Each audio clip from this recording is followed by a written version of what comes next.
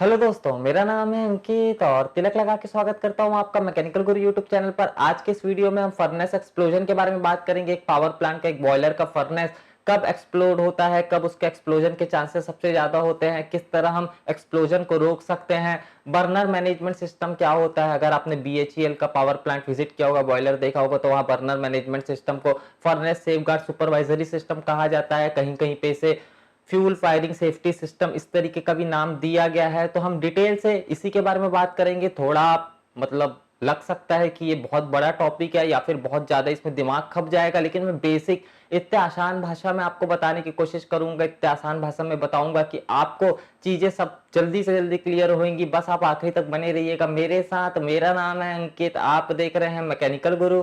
चलिए करते हैं इस वीडियो को शुरू।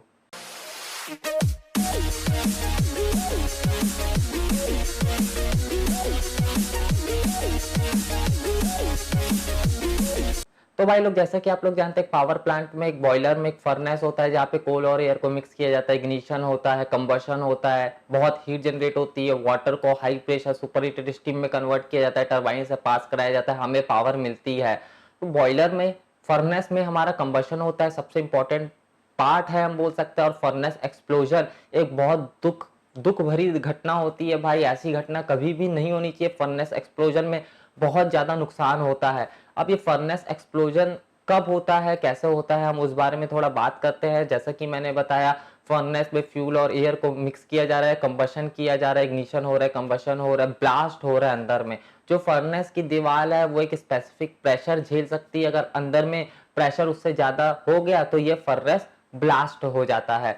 फर्नेस ब्लास्ट होने के बहुत सारे कारण होते हैं, जैसे कि बहुत समय तक कम एयर भेजते रहना बॉयलर में। जैसे कि आप लोग जानते हैं, फ्यूल और एयर का एक प्रॉपर मिक्सचर बनना चाहिए। बहुत लंबे समय तक अगर एयर कम जाती रहेगी तो कोल या फिर फ्यूल हम बोल सकते हैं जमा होता रहेगा। बहुत लंबे समय तक अगर एयर कम जाती रहेगी तो फ्यूल बचेगा, कंबशन पूरी तरीके से नहीं हो पाएगा। और अचानक से अगर प्रॉपर अमाउंट ऑफ एयर चली गई या फिर थोड़ी ज्यादा excess amount of air boiler में चली गई, फर्नेस में चली गई, तो जो फ्यूल बचा हुआ है, जो कंबशन जिसका नहीं हो पाया है, वह तो बचा ही हुआ है, साथ साथ में और फ्यूल और एयर तो आते ही जा रही है। तो इसके कारण एक बड़ा एक्सप्लोजन होता है, एक बड़ा एक्सप्लोजन होता है, फर्नेस एक्सप्लोजन होता है। तो ये एक कारण होता है कि बहुत लंबे समय तक कम अमाउंट ऑफ एयर देते रहना और उसके बाद वही अमाउंट ऑफ एयर पहुंच जाए जो जरूरत है या फिर उससे ज्यादा पहुंच जाए, तो जो फ्यूल जो बचा है, जो कंबशन नहीं हो पाया है, वह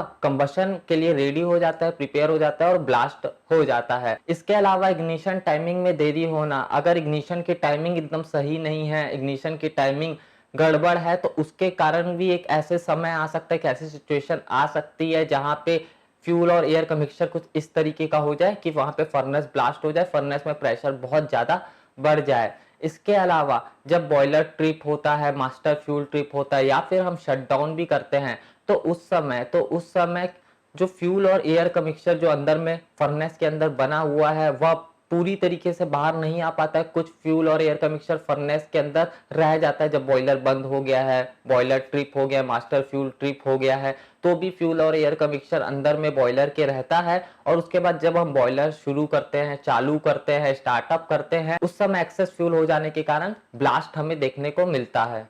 और हमें अमूमन फर्नेस ब्लास्ट होते हुए ज्यादातर स्टार्टअप में ही, जब बॉयलर हम स्टार्ट करते हैं उसी समय नजर आया है। तो बहुत सारी कंडीशन है, जैसे कि फ्यूल फ्लो में इंटरप्शन होने के कारण भी इस तरीके की घटना हमारे सामने आ सकती है। इग्निशन टाइमिंग या फिर जो मैनेजमेंट है, मैनेजमेंट सिस्टम है, इग्निशन मैनेजमेंट सिस्टम है, वह सही से काम नहीं कर रहा है, तो इस तरीके की घटनाएं हमें देखने को मिल सकती हैं। अब हम burner management system, fuel fire safety system, या फिर BHEL की बॉयलर में इसका नाम दिया गया फर्नेस सेफगार्ड सुपरवाइजरी सिस्टम, इसके बारे में बात करते हैं। फर्नेस एक्सप्लोजन को रोकने के लिए यह सिस्टम बहुत ज्यादा काम में आता है। जैसा कि भाई सिंपल सी बात है यार, एकदम कॉमन सेंस है, लॉजिक लगाओ। बर्नर है, बहुत सारे इग्निशन सिस्टम में बहुत सारे कंपोनेंट है जिनको एक टाइम में ऑपरेट होना रहता है। और अगर मैन्युअली हम ये पावर प्लांट में करने बैठ गए तो भैया ये मैन्युअली तो उतना अच्छे से पॉसिबल हो नहीं पाएगा। तो इसके लिए हमको एक ऑटोमेटिक सिस्टम की जरूरत पड़ती है, जिसमें कुछ एल्गोरिदम, कुछ सेट ऑफ प्रोग्राम रहते हैं जो बताते हैं कि अब ये करना है, अब ये करना है, अब ये करना है, अब ये करना है। जिससे कि ये एक्सप्लोजन या फिर ऐसी कोई गंभीर स्थिति हमारे सामने ना आए। और इस तरीके के सिस्टम का नाम है बर्नर मैनेजमेंट सिस्टम, या फिर इसे फर्नेस सेफगार्ड सुपरवाइजरी सिस्टम भी कहा जाता है बीएचईएल के पावर प्लांट्स में। अब ये जो फर्नेस सेफगार्ड सुपरवाइजरी सिस्टम है, जैसा मैंने बताया, इसमें कुछ प्रोग्राम्स हैं और उसके हिसाब से ये सिस्टम काम करता है और ये इंश्योर करता है कि जो भी ऑपरेशन हो रहा है, स्टार्टअप हो रहा है या भी जो भी ऑपरेशन हो रहा है, वह सेफ्टी उसमें फर्स्ट रहे, सेफ्टी उसमें सबसे पहले है और इस तरह की दुर्घटना हमें देखने को ना मिले। बर्नर मैनेजमेंट सिस्टम में बहुत सारे ऑपरेशनल फंक्शंस रहते हैं, जैसे कि बॉयलर पर्ज। पर्जिंग अगर आप नहीं जानते तो एक हॉलीवुड में मूवी बनी हुई है, एक नहीं कुछ बहुत सारी 2-3 पार्ट बने हुए, पर्ज या फिर पर्जिंग नाम है उसका। अगर आप उस मूवी को देखेंगे तो आपका पर्जिंग से रिलेटेड कॉन्सेप्ट क्लियर हो जाएगा।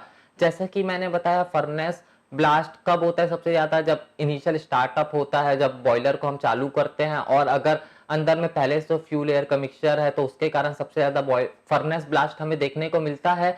तो इस फर्नेस ब्लास्ट को रोकने के लिए हम पहले बॉयलर पर्जिंग करते हैं। ये फर्नेस सेफगार्ड सुपरवाइजरी सिस्टम या फिर बर्नर मैनेजमेंट सिस्टम में रहता है। इसमें क्या होता है, जो पहले से अंदर में फ्यूल और एयर का मिक्सचर प्रेजेंट है फर्नेस के अंदर, या फिर जो फ्लू गैसेस के डक्ट है उसके अंदर कोई फ्लू गैसेस प्रेजेंट है, तो हम एयर पास करके उसको पर्ज कर देते हैं, खाली कर देते हैं, उसको बाहर निकाल देते हैं बॉयलर के अंदर से, जिससे कि इस तरीके के एक्सप्लोजन की घटना या फिर ब्लास्ट ब्लास्ट हमें देखने को ना मिले। इसके अलावा बहुत सारी चीजें रहती है बर्नर मैनेजमेंट सिस्टम में, बहुत सारे स्टेप रहते हैं, लेकिन ये जो पर्जिंग है ये बहुत एक कॉमन सा है और बहुत सारे इंटरव्यू में ये पर्जिंग के रिलेटेड पूछा जाता है। इसके अलावा और भी बहुत सारे स्टेप्स रहते हैं, मैं आपको बताता हूँ।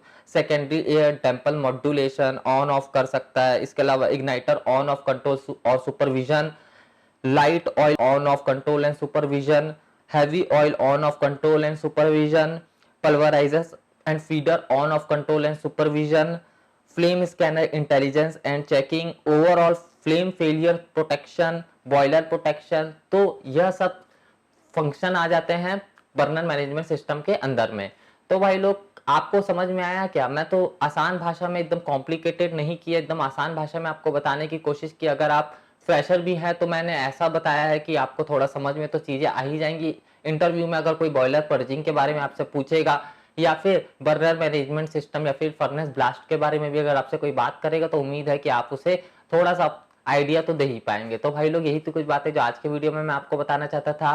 मुझे उम्मीद है कि आपको ये वीडियो पसंद आया होगा। अगर पसंद आए तो लाइक करना, शेयर कर देना अपने दोस्तों के साथ, और मैकेनिकल गुरु यूट्यूब चैनल को अभी तक आपने सब्सक्राइब नहीं किया, सब्सक्राइब भी कर लो, क्योंकि मैं आपके लिए रोज ऐसी अच्छी अच्छी वीडियो लेके आता रहता हूँ। बहुत जल्दी हम लोग मिलेंगे भाई लोग। जय जवान जय किसान।